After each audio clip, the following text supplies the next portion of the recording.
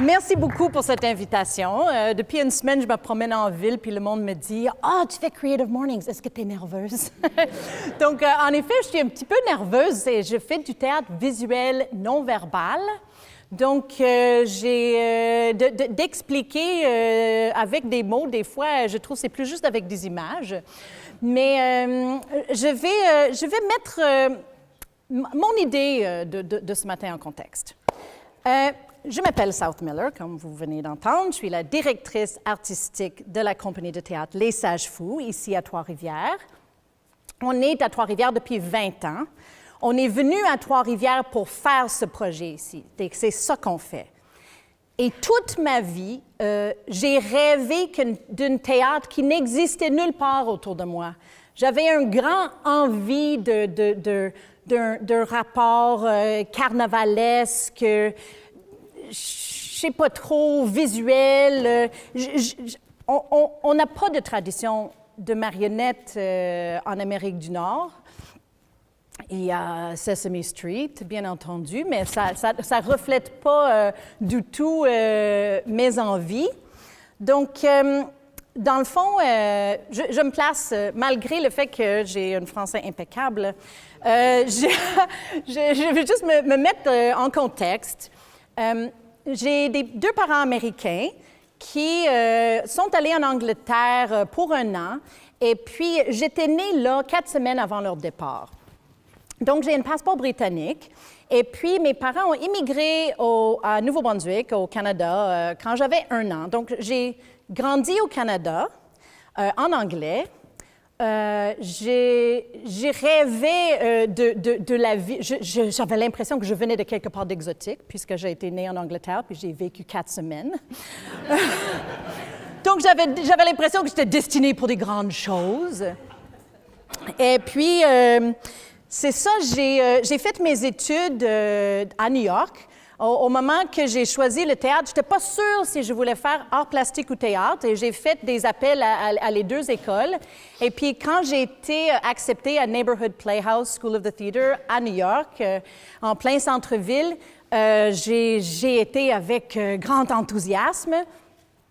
Et puis, j'ai eu un apprentissage théâtral absolument incroyable. Sauf qu'il y avait une grande différence entre moi et mes autres collègues. C'est que moi, je rêvais d'un théâtre dont eux autres ne rêvaient pas. Eux autres voulaient être des vedettes.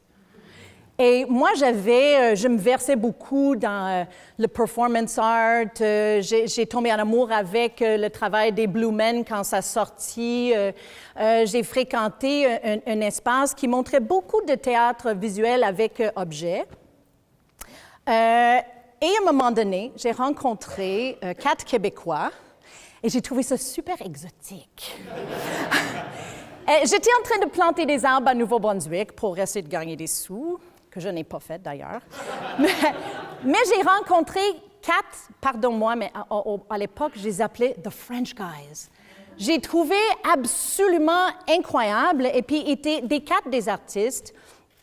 Ils m'ont émerveillée, puis ils amenaient avec eux une culture. Ils m'ont appris à chanter des chansons comme la Queen, là, comment c'est? La Queen qui va heureux d'un printemps. Je l'ai appris avant de parler français, qui est quand même quelque chose.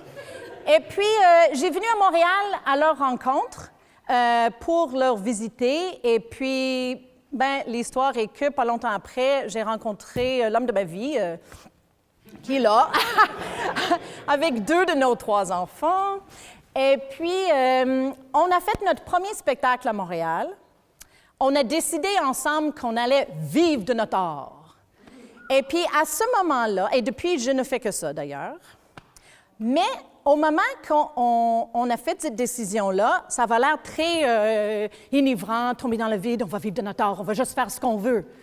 Mais on a quand même eu l'impression, OK, mais comment est-ce qu'on fait pour satisfaire un peu, comme rentrer, c'est quoi la case, OK? On veut faire de la marionnette. Jacques a vu beaucoup de marionnettes à Paris quand il était petit. Il a amené tout ce bagage avec lui. Il vient d'une famille de théâtreux.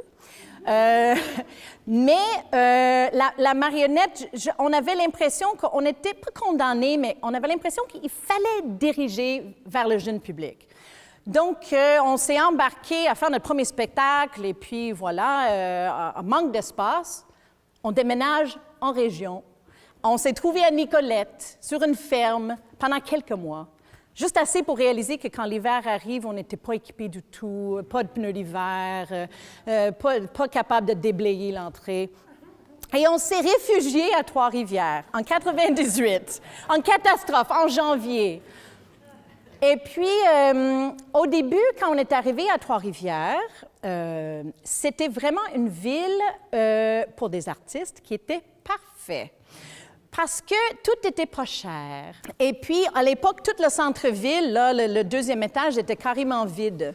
Donc, on a pu louer un grand atelier pour des pinottes. Et puis, on a pu commencer à vivre de notre art, ici à Trois-Rivières. Bon, prochaine slide. C'est que depuis notre arrivée, depuis ce choix bizarre, et puis tous nos amis à Montréal et ailleurs se disaient « Mais qu'est-ce que vous faites en région? Ça n'a pas d'allure. » Mais on a trouvé quelque chose ici qui est absolument précieux. Et c'est pour ça que je porte ce tablier d'ailleurs. C'est qu'on a trouvé un espace de création pour faire de la création, du travail. On a trouvé une simplicité de vie qui nous permettait de se lancer corps et âme dans notre projet. Et depuis, nos spectacles ont parti dans le monde et puis on a joué vraiment beaucoup là, en Europe. Une idée, à peu près 5 mois par année pendant 15 ans, on est parti. Le fait qu'on fait le genre de théâtre qu'on fait maintenant, il y a eu quelques révélations qui ont fait qu'on a pu produire le sort de théâtre qu'on fait maintenant à Trois-Rivières. Puis donc, je vais vous raconter l'histoire, 2 histoires qui sont très importantes pour nous, puis notre processus de pourquoi on fait ce qu'on fait. Donc, bon, on a déjà parlé de ça, on sautera ça. Trois-Rivières, bon. Ah, oui, voilà. À un moment donné, en 99, par une série d'hasards, Jacob et moi, on s'est trouvés en Belgique. On s'est trouvés en Belgique pour faire un échange Québec-Wallonie-Bruxelles pour la jeunesse. Puis nous, on se positionnait comme théâtre jeune public. Donc, Jacob avait trouvé une autre compagnie jeune public avec qui on ferait un échange. Et ils étaient à Liège. Donc là, on arrive à Liège et au plein centre de la place, il y a une statue avec une marionnette, une femme qui tient une marionnette. Puis tout le quartier vibrait d'une tradition de marionnettes qui s'appelait la marionnette à tringles. Et c'était la première fois que j'ai eu contact avec l'art millénaire qui est l'art que je pratiquais. Et ça m'a complètement éblouie. Tu peux aussi changer. On a aussi vécu des spectacles, des manifestations carnavalesques dans les rues de Liège qui tous vibraient autour de ces 2 personnages-là. Bien, il y en a 3. Le troisième, oui, Tchanché, Nanette. Et puis, il y avait un restaurant Tchanché, il y avait beaucoup de marionnettistes Tchanché qui faisaient des spectacles traditionnels dans les Castellets. En tout cas, on était comme « Ah! OK, on est relié à quelque chose. Wow! Je ne sais pas, c'était comme grandiose sur le coup. » Et là, puisqu'on était là pour une sorte de mission théâtrale, on est allé voir beaucoup de shows. Et un des shows qu'on a vu était un tout petit spectacle pour 15 personnes avec une protagoniste grande comme ça, qui durait 10 minutes. Un autre show qu'on a vu était dans un appartement où le protagoniste se tue à la fin. On a vu du théâtre de rue qui nous a complètement amenés sur un voyage fabuleux. Et là, on s'est trouvés à la fin de notre voyage dans une salle sombre avec une toute petite sorte de castelet bizarre dans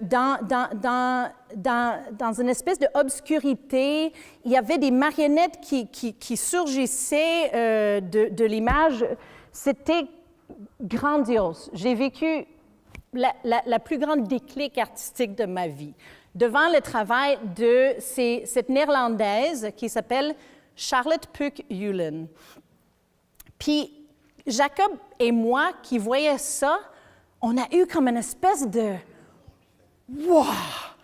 On peut sortir de la boîte, on va faire ce qu'on veut. On va juste faire ce qu'on veut, puis on va le travailler aussi longtemps qu'il faut, jusqu'à temps que ça devienne bon. Puis c'est pas grave là, si ça prend 5 ans, on va le peaufiner, puis on va offrir, on va proposer le sorte de théâtre dont on a toujours rêvé de voir autour de nous. » Donc là, cette immense réalisation a suivi à quelques semaines près d'un immense aussi déclic. On a rencontré Sylvain. Il ferait, lui aussi, une drôle d'histoire. Il croyait fermement dans la marionnette quand on l'a rencontré.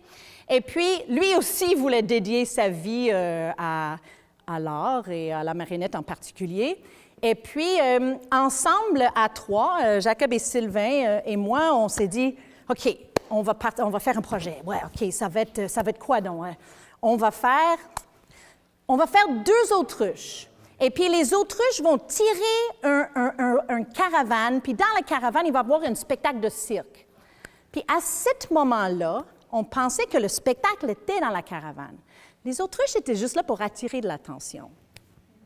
Mais c'est à travers cette histoire ici qu'on a eu collectivement à 3 une grosse déclic sur l'art qu'on pratiquait, qui est la marionnette, et aussi sur Trois-Rivières. Parce qu'on était dans notre atelier sur la rue Notre-Dame, et puis on travaillait ces bêtes-là qui sont très complexes quand même. Sylvain a beaucoup d'expérience, il a travaillé avec la dame de cœur, il fait des mécanismes et tout. Ils sont capables de manger, courir après les gens. Je veux dire, c'était vraiment de la marionnette sauvage. On aime ça, je veux dire, dans le fond, ce qu'on fait et ce qu'on veut faire, c'est un théâtre qui n'est pas pour enfants, mais qui est pour tout le monde, qui intègre l'humain et la marionnette ensemble dans une espèce d'univers déjanté. Et puis, bon, l'histoire, c'est qu'on faisait ces marionnettes-là, on travaillait beaucoup dans notre atelier, on regarde par la fenêtre, puis on voit une foule de gens sur la rue Notre-Dame, des forges. Ils ne fermaient pas les rues dans ces temps-là. On s'est dit, pourquoi on crée en dedans quand on pourra aller tester nos bêtes dehors? Donc, ouais, on va aller tester dehors, super, hey, ça va être le fun, on peut faire juste 10 minutes, 5 minutes, on ne sait pas exactement où on s'en va, mais on va le tester. Donc là, on avait une image que, ça prenait l'ambiance musicale, puis on était vraiment dédiés aux musiques qu'on utilisait. Puis Sylvain avait construit une espèce de chariot, puis là, on a mis le système de son dessus. Puis là, ça m'amène à l'histoire de l'œuf. L'histoire de l'œuf. L'histoire de l'œuf, c'est que, au moment que j'ai vu le système de son sur le chariot, j'ai dit, Sylvain, ça ne va pas du tout, c'est laid. Puis, qu'est-ce qu'on met? Du foin, quelque chose? Tu sais, qu'est-ce qu'on fait pour cacher ça? On a dit, je ne sais pas qui de nous a dit, mais en tout cas, un de nous 3 a dit, OK, on met un œuf. Sylvain scup, il a fait cet œuf-là, tic, tic, tic, tic, tic, tic, tic, couvre de papier mâché, on le peint vite, on le place sur le système de son, parfait. On s'en va dans les rues. Puis, la minute qu'on sort dans les rues, il y a eu une réaction du public. Les gens arrêtaient, puis ils étaient émus. Puis là où on pensait que c'était, pour le moment, on pensait que c'était juste une bête cache de système de son, oh qu'on était naïfs. C'était en effet, il y avait un pouvoir évocateur, et puis on l'a bien vu que les gens réagissaient fortement à la présence d'une grosse œuf. Hein? Et puis, ça a mené à une façon de travailler. Ça veut dire, on a vu tout de suite que confronter nos objets au public était absolument essentiel à comprendre ce qu'on était en train de faire. Donc ça, c'était une grande réalisation. L'autre immense réalisation, c'est quand on était invité avec ce spectacle-là au Festival de théâtre de rue de Shawinigan de l'époque. Et puis, puisque Sylvain n'avait pas pensé que le chariot devrait être plus mince pour rentrer dans une porte, moi, j'étais pognée à l'extérieur entre les spectacles. Donc, moi, j'étais là avec mon œuf. Et puis, Jacob et Sylvain, je sais pas, ils buvaient une bière, quelque chose dans les loges. Et puis, moi, j'étais dehors, et puis, avec le masque, le costume et tout. Puis, il y avait une petite fille qui arrive, puis elle dit c'est quoi qui est dans l'œuf? Puis, honnêtement, on était tellement... un autruchon.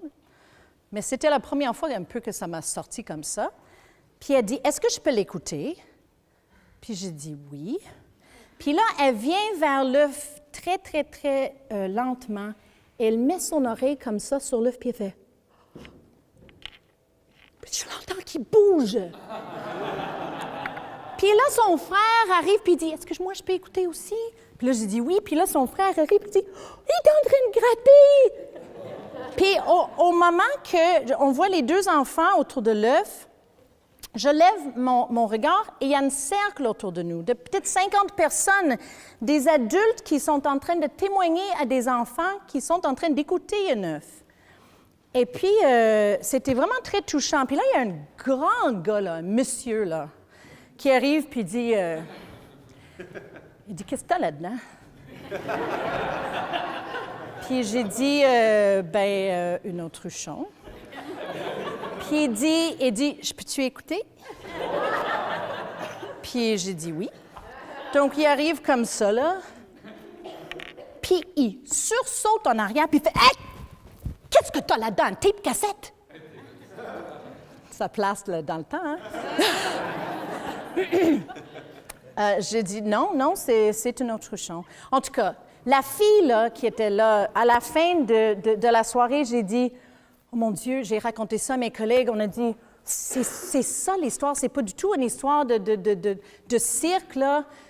C'est pas des bêtes de somme, c'est leur histoire avec l'œuf, puis l'histoire, c'est que l'œuf qui va éclore, c'est les marionnettes qui l'ont raconté, l'histoire, c'est pas nous, tu sais, les humbles et naïfs humains qui essaient de les fabriquer, tu sais.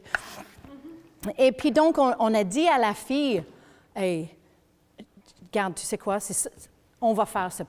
Cette œuvre va éclore, là, crois-nous pas, là, ça va éclore à la Maison de la Culture là, en décembre. Là. » Et puis, elle fait « Oh, wow! » Je dis « Puis toi, tu es responsable de ça. » Puis elle était comme « Oh! » Et donc, là, on est retourné dans notre atelier à 3. On était vraiment crinqués, là. Puis là, c'est comme « OK, comment on fait ça? » Ça a l'air facile, mais ce n'est pas facile de faire un œuf qui éclot. Et puis, on a travaillé. Puis, en mi-décembre, à la Maison de la Culture, on a présenté un spectacle qu'on a appelé « Nascentia », qui veut dire « la naissance ». Et puis, l'œuf éclos, puis il y a une magnifique autruchon dedans, puis c'est comme, paf, c'était ça. Puis à la fin du spectacle, il y a une fille qui arrive, puis elle dit, c'était moi qui ai entendu l'œuf. Puis je fais, ah, wow. Mais là, il y a 5 ans de ça, j'étais en train de magasiner quelque part, un magasin, n'importe quoi. Il y avait une femme en arrière du comptoir, puis j'arrive dans la boutique, puis elle est comme ça. Puis elle dit, elle dit, c'était moi la mère de la fille qui a entendu l'œuf. Puis ça, pour nous, c'est l'histoire qu'on a développée ici. C'est une façon de travailler qui est absolument essentielle pour nous. Ça veut dire montrer notre travail en processus de création pour pouvoir comprendre ce que c'est qu'on fait.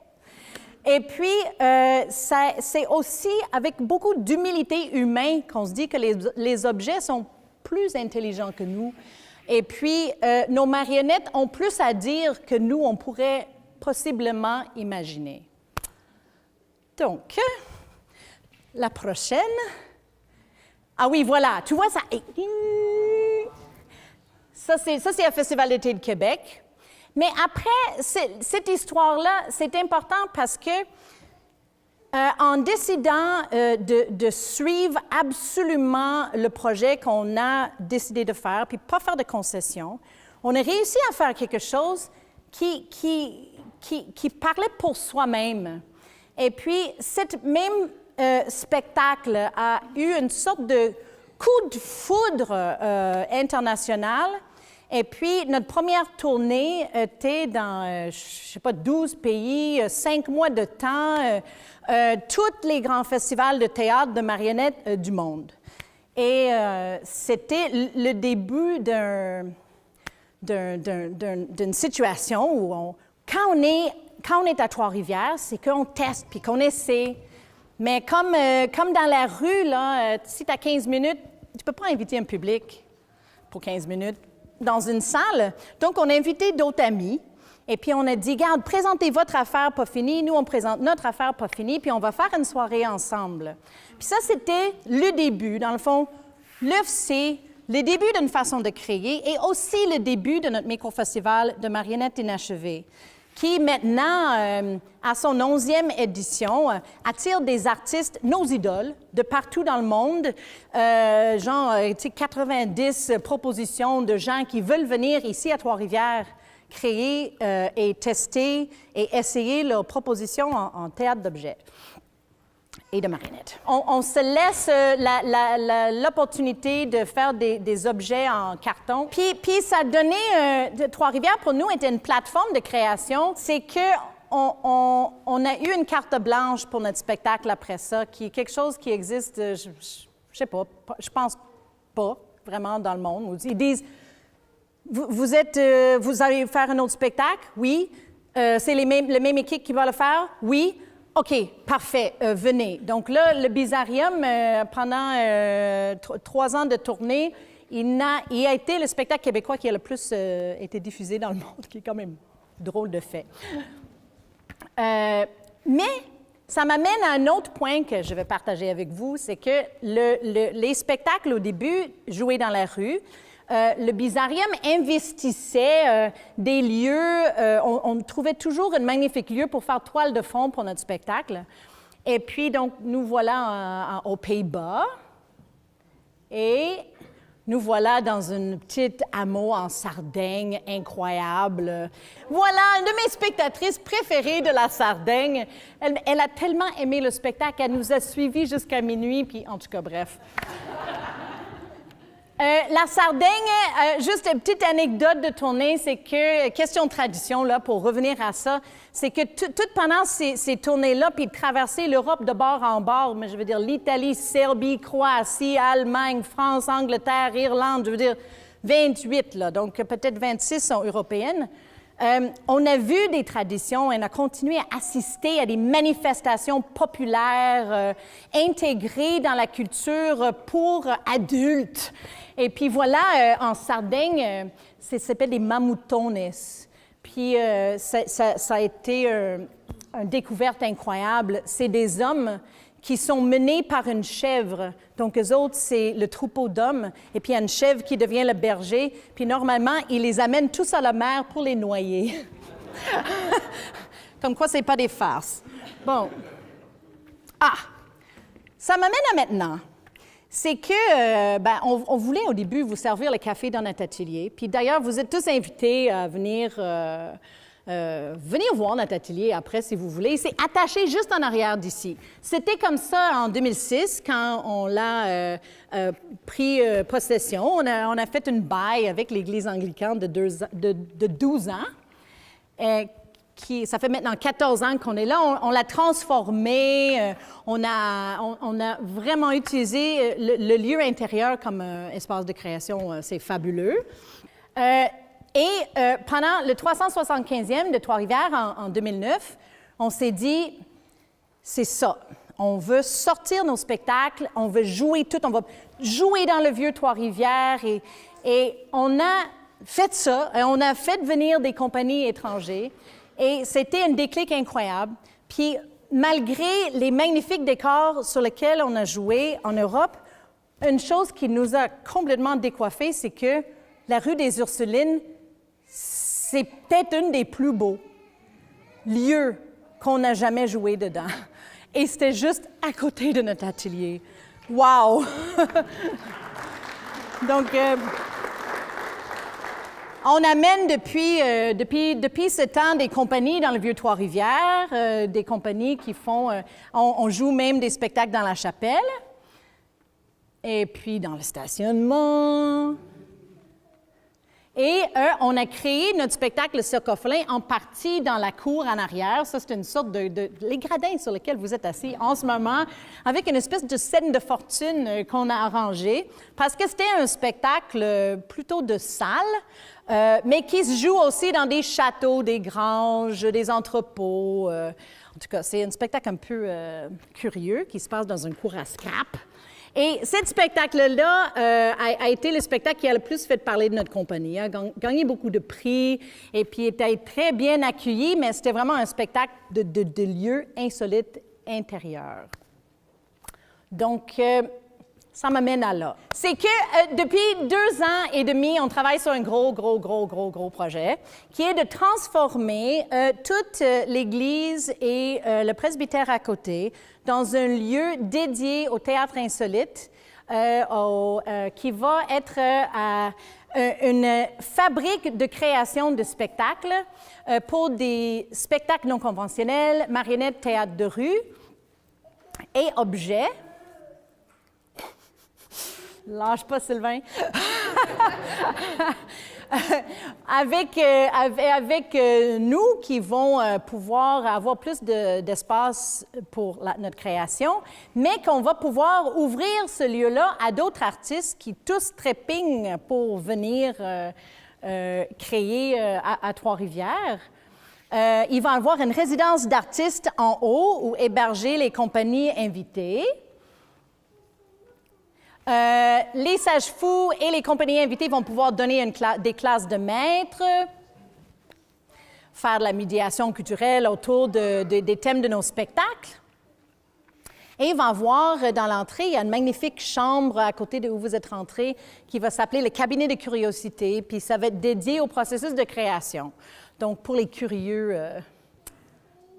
on va bien entendu continuer à faire et faire encore plus notre micro-festival et notre saison de théâtre insolite qui vont être entièrement dans ce lieu ici. L'église ici, on est des amateurs de patrimoine. Notre maison elle date de 1825. Ce lieu ici va conserver son aspect patrimonial, quoiqu'elle va être plus adaptée pour faire de la représentation. Ce que nous, on fait des tests et puis on réalise que l'envie est vraiment forte du public trifluvien de participer au processus de création. On a présenté le mois dernier un spectacle d'une compagnie new-yorkaise d'avant-garde qui, après le spectacle et avant le spectacle, le public était tout mis au courant du fait que c'était sa première sortie. Avec son spectacle complet. Et puis, le public, il y avait, en sortant, il y avait des tables couvertes de papier brune. Ils pouvaient écrire des commentaires.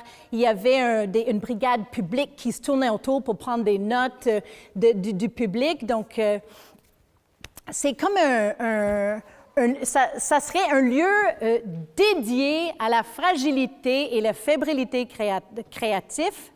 L'imperfection, le travail en processus. Et puis, je suis convaincue que les spectacles qui vont être créés ici vont faire un rayonnement vraiment impressionnant pour la ville de Trois-Rivières. Donc, voilà.